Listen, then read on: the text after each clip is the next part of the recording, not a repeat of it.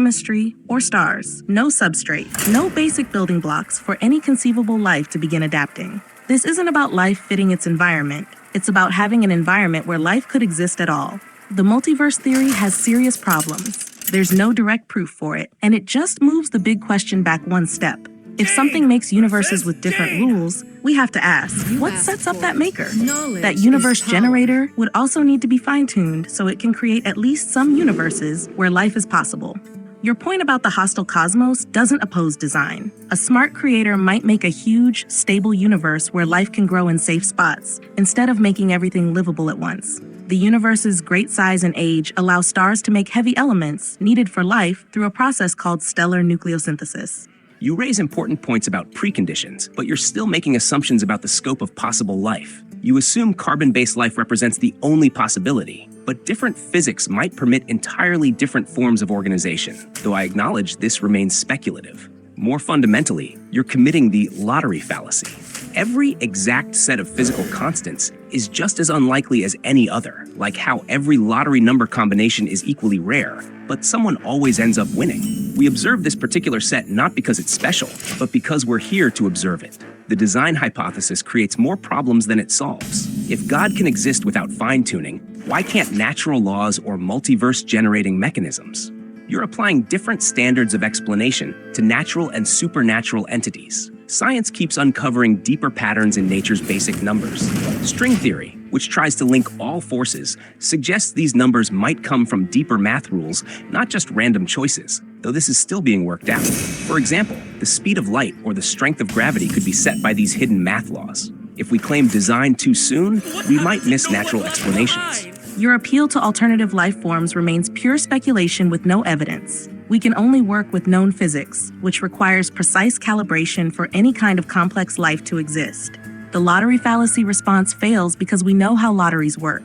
But with the universe, there's no known natural way that would create life-friendly constants without intelligence or something deeper causing them. The argument doesn't say everything needs a designer, only things that are dependent and finely tuned. God is called a necessary being, which means God exists in every possible world just by definition. In contrast, the laws and numbers of physics seem changeable, not necessary.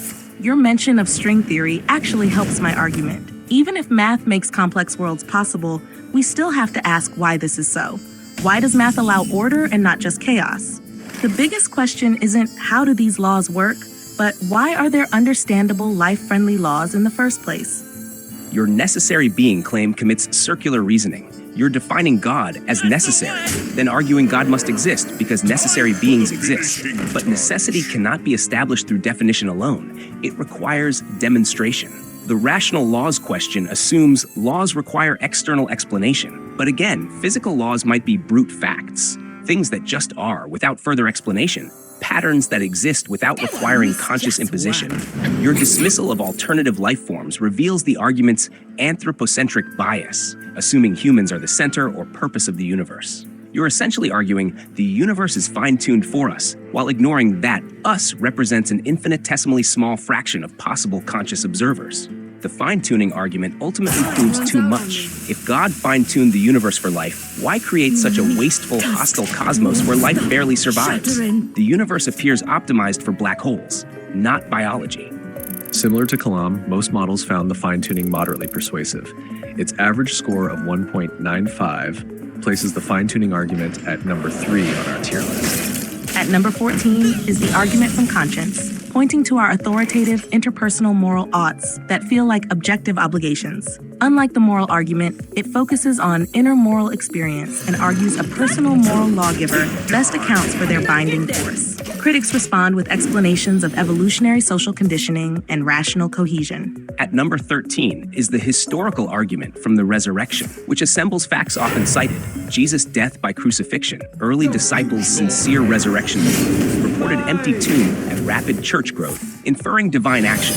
Though alternative hypotheses, legend development, hallucinations, or unknown natural causes are proposed. At number 12 is the evolutionary argument against naturalism, EAAN, asserting that if unguided evolution plus strict naturalism are both true, the probability our cognitive faculties are reliably truth-oriented is low, thus undercutting trust in naturalism itself, though critics argue evolution favors generally accurate belief-forming systems. At number 11 is the argument from the laws of nature, highlighting the stable, mathematically expressible, universe-wide regularities, suggesting an underlying rational lawgiver rather than brute, inexplicable fact, though some propose the laws are descriptive patterns or emergent necessity needing no mind. With 7 spots remaining on the chart, we now turn our attention to the hard problem of consciousness. Right now, you're not merely processing information about these words, you're experiencing them. There's something it's like to be you reading this. The redness of roses, the bitterness of coffee, the feeling of melancholy, these subjective experiences constitute consciousness, and they present an insurmountable puzzle for materialist philosophy.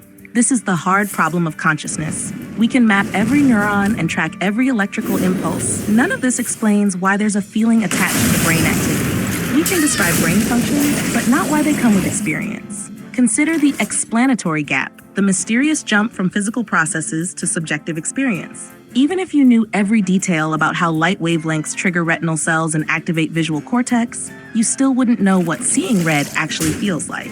This first-person feeling, called qualia, seems impossible to fully explain with just physical facts. If materialism were true, neural processing could theoretically occur without any accompanying awareness, like a sophisticated computer operating in complete experiential darkness. The fact that we have rich inner lives, instead of being unconscious information processors, suggests consciousness reflects something fundamental about reality's nature.